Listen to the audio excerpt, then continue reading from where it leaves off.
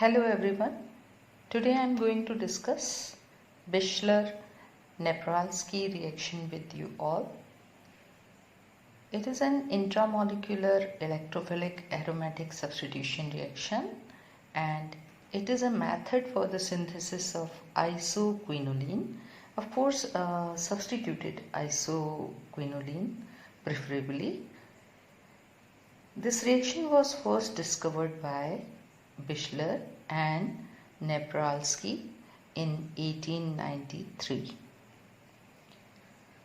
तो आज जिस रिएक्शन की हम बात कर रहे हैं वो है एक intramolecular electrophilic aromatic substitution reaction.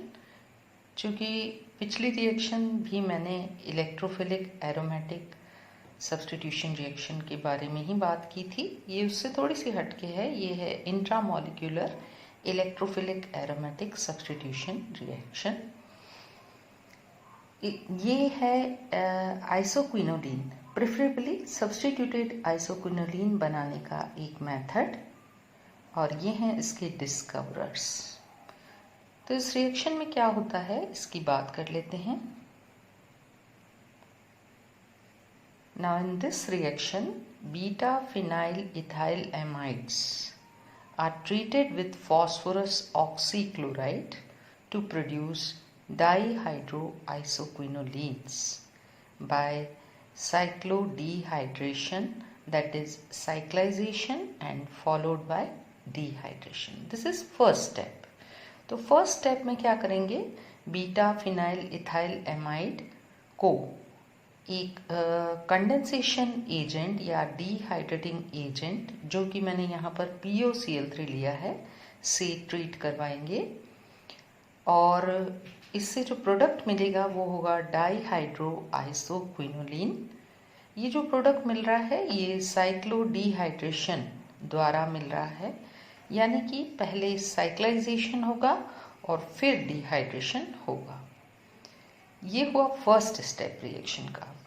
और ये जो फर्स्ट स्टेप में डाईहाइड्रोआइसोक्विनोलिन बना है, नेक्स्ट स्टेप में हम इसको डिहाइड्रोजनेटेड करेंगे या इसका एरोमेटाइजेशन करेंगे, तब हमको अंतिम उत्पाद या फाइनल प्रोडक्ट के रूप में आइसोक्विनोलिन प्राप्त होगा। ये जो डिहाइड्रोजनेशन है ये हम करेंगे पैलेडियम और कार्बन की हेल्प से या फिर सेलेनियम द्वारा। So there are two steps. In the first step, this compound, that is beta phenyl ethyl amide, is treated with a condensation agent, that is POCl3 in this case. Here benzene is a solvent and the reaction is carried out in presence of heat. Okay, and this is your second step, that is dehydrogenation, which is your second step. It is carried out with the help of palladium and carbon. This is starting compound and this is our final product. Here POCl3 is a dehydrating agent or condensation agent, so we can also use P2O5 or PCl3 in place of POCl3, यानी POCl3 की जगह पर P2O5 या PCl5 भी use कर सकते हैं। Here selenium can also be used as an oxidizing agent for dehydration in place of palladium and carbon. Palladium और कार्बन की जगह पर सेलेनियम भी यूज कर सकते हैं। सॉल्वेंट बेंजीन या फिर टॉल्यूइन को यूज करते हैं। आइए हम इसका मैकेनिज्म देखते हैं। ये देखिए रिएक्शन स्टार्ट हुई है बीटा फिनाइल इथाइल एमाइड और POCl3 के बीच में इन प्रेजेंस ऑफ बेंजीन और toluene. This is our first step. तो फर्स्ट स्टेप में there will be bond formation between oxygen of amide and phosphorus of POCl3। ये बॉन्ड फॉर्मेशन के लिए जो इलेक्ट्रॉन्स हैं वो कहाँ से आएंगे, इस डबल बॉन्ड से आएंगे और यहाँ पर जो कार्बन की वैलेंसी 3 हो जाएगी ये डबल बॉन्ड हटने के बाद, तो ये जो नाइट्रोजन के एक्स्ट्रा इलेक्ट्रॉन्स हैं वो यहाँ पर आ जाएंगे, जिससे कार्बन की वैलेंसी बैलेंस हो जाएगी। तो इस प्रकार की जो प्रोसेस है इसमें हमको जो प्राप्त होगा वो है इमीन।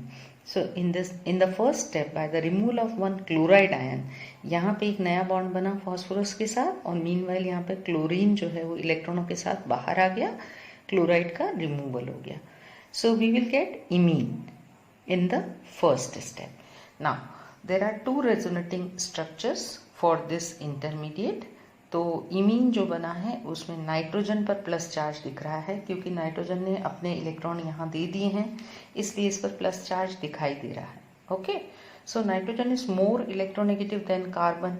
तो नेक्स्ट रेजोनेटिंग स्ट्रक्चर में क्या होगा कि ये डबल बॉन्ड वाले इलेक्ट्रॉन वापस नाइट्रोजन पर चले जाएंगे और प्लस चार्ज जो है वो कार्बन पर आ जाएगा। Now this is very very important step. तो ये जो इमीन है इसमें हम देख रहे हैं कार्बन पर प्लस चार्ज है, राइट। ये है बेंजीन, ये है इलेक्ट्रॉन रिच, और ये जो बेंजीन पर लगा हुआ है साइड चेन ये है electron deficient. Okay, so it will act as electrophile. अभी तक हम देख रहे थे बेंजीन रिंग पर इलेक्ट्रोफाइल का अटैक हो रहा था, तो अब यहाँ पर जो इंट्रामोलिक्यूलर इलेक्ट्रोफिलिक सब्स्टिट्यूशन है वो यहीं पर आपको दिखाई देगा कि ये इलेक्ट्रोफाइल की तरह काम करते हुए रिंग के ऊपर अटैक करेगा, राइट। ये देखिए नेक्स्ट स्टेप मैं आपको दिखाती हूँ। ये है, ये रिंग के ऊपर अटैक जब किया, दोनों एक साथ दिखा देती हूँ आपको। ये देखिए, नाउ यू कैन सी कि ये जो इलेक्ट्रोफाइल है वो रिंग के इस कार्बन पर अटैक करेगा और इस कार्बन और इस कार्बन के बीच जो नया बॉन्ड फॉर्मेशन होगा उसके इलेक्ट्रॉन कहाँ से आएंगे, यहाँ से आ जाएंगे इलेक्ट्रॉन। और जिस कार्बन पर ये इलेक्ट्रोफाइल अटैक करेगा उस पर एक हाइड्रोजन ऑलरेडी लगा हुआ है, उस एक हाइड्रोजन को हम यहाँ भी शो कर रहे हैं, राइट। तो ये भी अभी इंटरमीडिएट स्ट्रक्चर है। नेक्स्ट स्टेप में जो फर्स्ट स्टेप में हमारा क्लोराइड आयन निकला था यहाँ से, वो क्लोराइड आयन यहाँ इस हाइड्रोजन पर अटैक करके, ये क्लोराइड का हाइड्रोजन पर अटैक हुआ और हाइड्रोजन को अपनी तरफ खींच लिया इसने H+ आयन के रूप में, तो HCl निकल गया इस स्टेप में। और ये जो इलेक्ट्रॉन्स हैं ये वापस जहाँ थे वहीं पर चले जाएंगे। यहाँ पहले हमने यहाँ से इलेक्ट्रॉन रिंग से हटाकर इधर शिफ्ट किए थे और अब हाइड्रोजन के इलेक्ट्रॉन वापस यहाँ पर शिफ्ट हो गए। तो पहले क्या हुआ था, यहाँ का प्लस चार्ज आ गया था और जब ये इलेक्ट्रॉन यहाँ चले जाएंगे तो ये प्लस चार्ज वैनिश हो जाएगा, हट जाएगा। नेक्स्ट स्ट्रक्चर में HCl जब निकल गया तो प्लस चार्ज हट गया। नाउ सी आगे क्या होगा, आगे है अगेन ये जो बड़ा सा ग्रुप है ये रिमूव हो जाएगा, ठीक। और साथ ही साथ यहाँ से H भी रिमूव हो जाएगा। तो ओवरऑल यहाँ से क्या रिमूव हो रहा है, एक H, एक P, 2 ऑक्सीजन और 2 क्लोरीन। तो हम कहेंगे यहाँ से H, PO2, Cl2 रिमूव हो रहा है, या फिर हम इसको दूसरे फॉर्म में भी कह सकते हैं कि एक HCl और एक PO2Cl रिमूव हो रहा है। ये HCl रिमूव हो रहा है और ये PO2Cl रिमूव हो रहा है। कैसे, ये इलेक्ट्रॉन गए यहाँ तो यहाँ आ जाएगा डबल बॉन्ड, राइट, और ये इलेक्ट्रॉन गए इधर तो यहाँ आ जाएगा डबल बॉन्ड। देखिए नेक्स्ट स्ट्रक्चर ये रहा। Now this is our final product of step 1। जो हमारा स्टेप 1 का फाइनल प्रोडक्ट है वो है डाई हाइड्रो आइसोक्विनोलिन डेरिवेटिव। क्योंकि यहाँ R लगा हुआ है तो ये डेरिवेटिव है, डाई हाइड्रो आइसोक्विनोलिन का डेरिवेटिव है। It is non aromatic in nature. इसको एरोमेटिक होने के लिए 10 पाई इलेक्ट्रॉन्स होने चाहिए और इसमें भी 8 पाई इलेक्ट्रॉन्स हैं। तो अगर यहाँ एक डबल बॉन्ड और आ जाए, जो कि कैसे आएगा, ये H के हटने से आएगा, ये H और ये H दोनों हट जाएं, यानी कि डीहाइड्रोजनेशन होने पर रिंग का एरोमेटाइजेशन हो जाएगा। जो कि मैंने आपको पहले ही बता दिया था कि डीहाइड्रोजनेशन के लिए हम पैलेडियम एंड कार्बन भी यूज़ कर सकते हैं या फिर सेलेनियम भी यूज़ कर सकते हैं।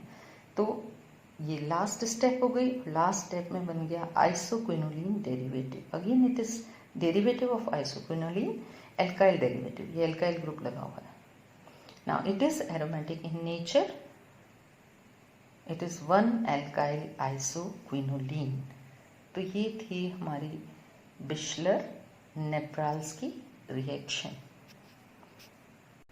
ये देखिए एक और एग्जाम्पल इस रिएक्शन का। सपोज आपको पूछ लिया जाता है कि ये आपका स्टार्टिंग कंपाउंड है और इसकी रिएक्शन POCl3 से बेंजीन की प्रेजेंस में रिफ्लक्स करवाया गया और सेकेंड स्टेप में पैलेडियम और कार्बन से रिएक्ट करवाया गया। So what will be the product? तो ये एक एमाइड है, राइट, और इससे हमको यहाँ पे रिंग क्लोजर हो जाएगा और पैलेडियम कार्बन यूज़ किया है तो एक नया डबल बॉन्ड यहाँ पे बन जाएगा, बिल्कुल उसी प्रोसीजर से।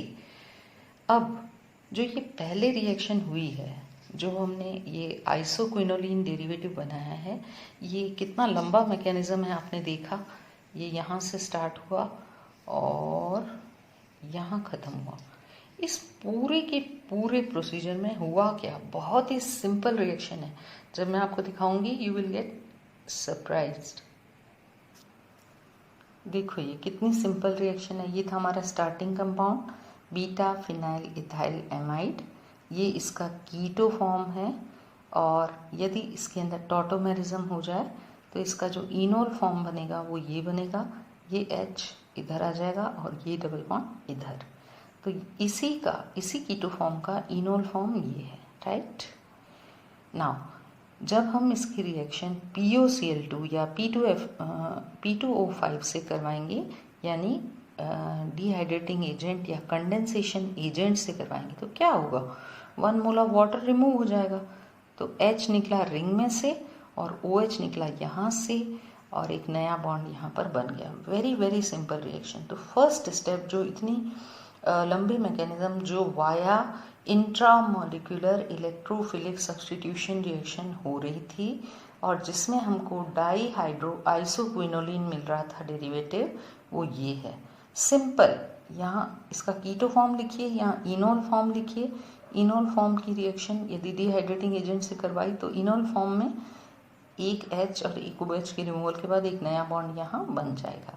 And this is your product of first step. और सेकेंड स्टेप जो कि पैलेडियम कार्बन से, तो क्या होगा, एक H यहाँ से एक H यहाँ से हट जाएगा।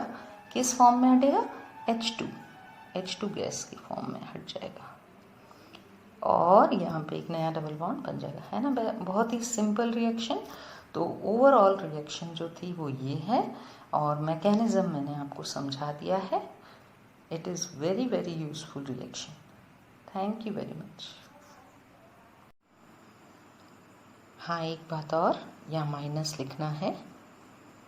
सो thanks again, thanks for watching my video. Please subscribe to my channel. Thank you.